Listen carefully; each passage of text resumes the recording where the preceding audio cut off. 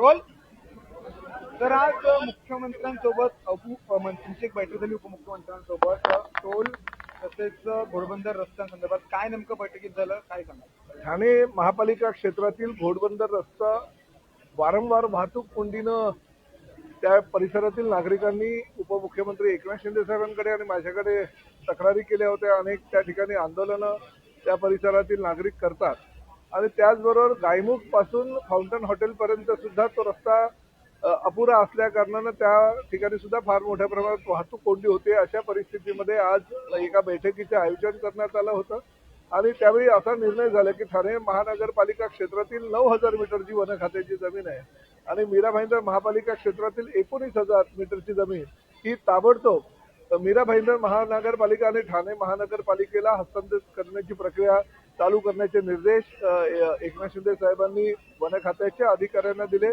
आणि त्यावर nodal officer म्हणून जिल्हाधिकारी ठाणे यांची नियुक्ती करण्यात आली, जेणेकरून लवकरात लवकर ते जमीन हस्तांतरित करण्याची प्रक्रिया पूर्ण होईल आणि सर्वसामान्य त्या परिसरातील नागरिकांना दिलासा मिळेल आणि जो वाहतूक कोंडी जी होते ती वाहतूक कोंडीतून त्यांची मुक्तता होईल.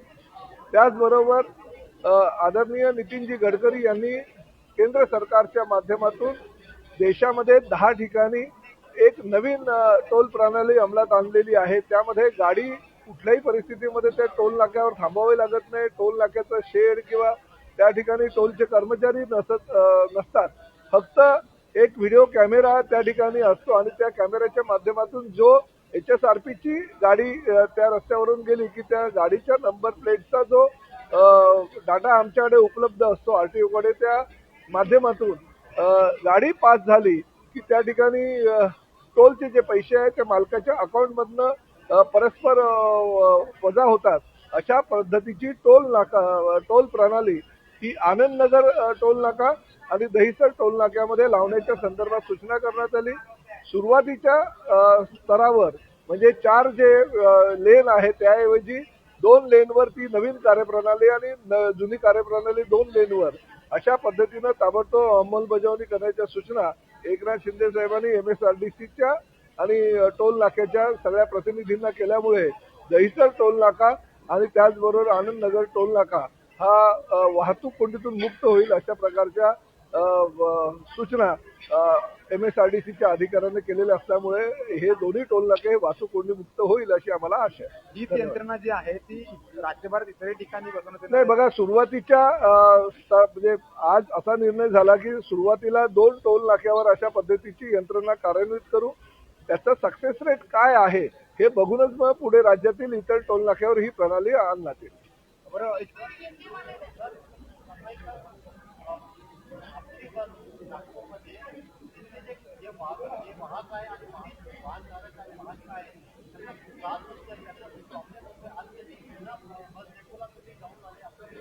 हिंगणा बस डेपोची मी पाहणी केली, गणेशपेठ डेपोची सुद्धा पाहणी केली. पाहणी अंती काही ठिकाणी मला चुका आढळल्या. त्या चुकावर ताबडतोब आमच्या जे डेपोचे इन्चार्ज आहेत त्यांना कार्यवाही करण्याच्या सूचना मी केलेल्या आहे. हिंगणा डेपोची पाहणी केली असता असं मला निदर्शनास आलं की गेल्या आठवड्यामध्ये शेजारील एका खाजगी व्यक्तीनं हिंगणा डेपोच्या जागेमध्ये अतिक्रमण केलं होतं. रात्रीतून त्यांनी ती भिंत बांधून घेतली होती आणि त्यामुळे शासकीय जागेवर त्यांनी अतिक्रमण केलं होतं. मी स्वतः त्या ठिकाणी गेलो आणि ते अतिक्रमण जे आहे ते काढायला सांगितलं. ताबडतोब त्याचा सर्वे करायला सांगितलं आणि आमची जागा आमच्या ताब्यात आणि जर खाजगी मालकाची जागा असेल तर त्यांना द्यायला आमची काहीच हरकत नाही. परंतु शेवटी SD महामंडळाच्या जागेवर जर कोणी अतिक्रमण करत असेल आणि पोलीस जर त्यांना साथ देत असेल तर अशा प्रकारे मला मुख्यमंत्र्यांकडे तक्रार करावं लागेल असे मी तिथल्या ACPने सांगितलं. परंतु त्यांनी ताबडतोब सहकार्य करून जे अतिक्रमण केलेलं होतं ते काढून टाकल्यामुळे तो वाद आता मिटलेला आहे. परंतु शेवटी भविष्यामध्ये सुद्धा SD महामंडळाच्या जागेवर असं जर कोणी खासगी व्यक्ती अतिक्रमण करत असेल तर त्याच्यावर कठोर कारवाई करण्यात येईल. तर उद्या उद्धव ठाकरे येत आहेत अधिवेशनामध्ये. अधिवेशनाला केवळ 3 दिवस शिल्लक राहताना ते येत आहेत. नाही, आम्ही स्वागतच त्यांचं करतो. खरं तर त्यांनी सोमवारपासूनच अधिवेशनाला येणं अपेक्षित होतं, परंतु मुंबईला राहून फक्त आता अधिवेशनांमध्ये असं घडतंय तसं घडतंय, हे घाबरले ते घाबरले अशा वावड्या उठवण्याच्या ऐवजी सर्वसामान्य जनतेचे प्रश्न सोडवण्यासाठी जर त्यांनी सोमवारपासूनच होणाऱ्या अधिवेशनामध्ये, कारण खरं तर हे कमी काळाचं अधिवेशन आहे, त्या अधिवेशनामध्ये ते जर सहभागी झाले असते तर जनतेला आणि प्रामुख्यानं त्यांच्या सहकार्यानं आनंद झाला असता. पण ठीक आहे, उशिरा का होईना ते नागपूरला दर्शनासाठी येत आहेत, त्याबद्दल त्यांचं मनापासून स्वागत करतो आम्ही. तर नागपुरात आणि महाराष्ट्रात रस्ते सुरक्षेसाठी तुम्ही झिब्रो हा स्लोगन दिलेला आहे, काय म्हणाल त्याबद्दल? झेब्रू नावाचा एक शुभंकर आम्ही तयार केलेला आहे. झेब्रा क्रॉसिंगच्या माध्यमातून अनेक वेळा पादचाऱ्यांच्या अपघात होतात आणि आम्ही आतापर्यंत जो रेशो काढलेला आहे 40% अपघात हे टू व्हीलरवरून चालणाऱ्या प्रवाशांचे होतात आणि त्याचबरोबर 20% अपघात हे रोड क्रॉसिंग करताना होतात. आणि झेब्रा क्रॉसिंगचा उपयोग सर्वसामान्य प्रवाशांनी किंवा जनतेनं करणं अपेक्षित असताना तसं होत नाहीये. त्यामुळे आम्ही झेब्रा जे एक जनावर आहे त्या जनावराला रिस्पेक्ट देऊन आम्ही झेब्रू नावाची एक संकल्पना आमच्या आरटीओच्या एका अधिकाऱ्याने आणली आणि त्या झेब्रूच्या माध्यमातून तो शुभंकर आम्ही बनवून सर्वसामान्य लोकांमध्ये आम्ही तो फिरवणार आहोत आणि जनजागृती करणार आहोत. जास्तीत जास्त रोड सेफ्टीच्या माध्यमातून अपघात होऊ नये आणि त्यात कमी यावी, किंबहुना ते अपघात पूर्णतः बंद व्हावे, हे मताचे परिवहन विभाग असल्या कारणाने झेब्रूच्या माध्यमातून आम्ही जनजागृती करणार आहोत. प्रताप सर, अगले 1 साल में 8,000 नई एसटी बसेस लाई जाएंगी, उसके बाद निविदा प्रक्रिया में देरी न हो उसके लिए विभाग क्या कदम उठाएगा? बहुत खुशी की बात ऐसी है कि 3,000 बसेस की निविदा प्रक्रिया ये पूरी हो गई है. ये पूरी की पूरी बसेस हम नॉन एसी और एक 52 सीट वाली ये बसेस रहेगी. पूरी अच्छी बसेस है. टाटा कंपनी और साथ ही में अशोक लेलैंड, ये दोनों कंपनियों को ये निविदा प्रक्रिया में उन्होंने भाग लिया था, इसलिए उनको वर्क ऑर्डर दिया गया है. आगे के 3 महीने में 3,000 बसेस आएंगे और आगे और 6 महीने में 5,000 बसेस, क्योंकि वो भी निविदा प्रक्रिया अभी खत्म होने आई.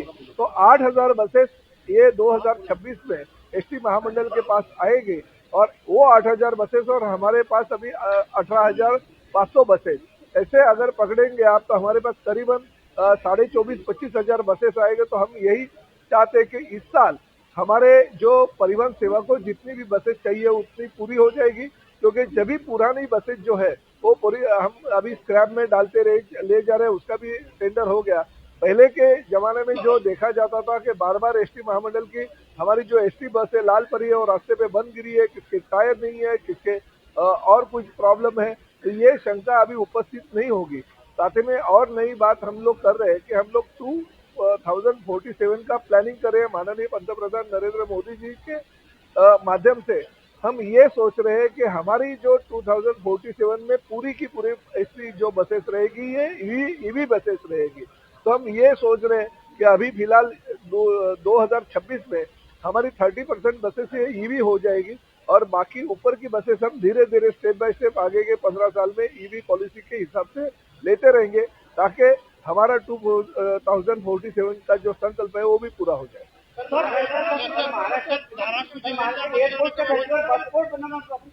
महाराष्ट्रामध्ये प्रामुख्याने एसटी महामंडळाच्या भरपूर ठिकाणी जागा आहेत आणि त्यापैकी तब्बल 216 डेपोचं आम्ही ह्या ठिकाणी पीपीपी तत्वावर ते करणार आहोत. म्हणजे ज्या पद्धतीने बस स्टँड आहे त्या बस स्टँडच्या ऐवजी बस पोर्टची निर्मिती जसं गुजरातला करण्यात आलं. पंतप्रधान आदरणीय नरेंद्र मोदी हे गुजरातचे मुख्यमंत्री असताना त्यांनी बस पोर्ट निर्माण केलं होतं. मी स्वतः त्या ठिकाणी जाऊन आलो.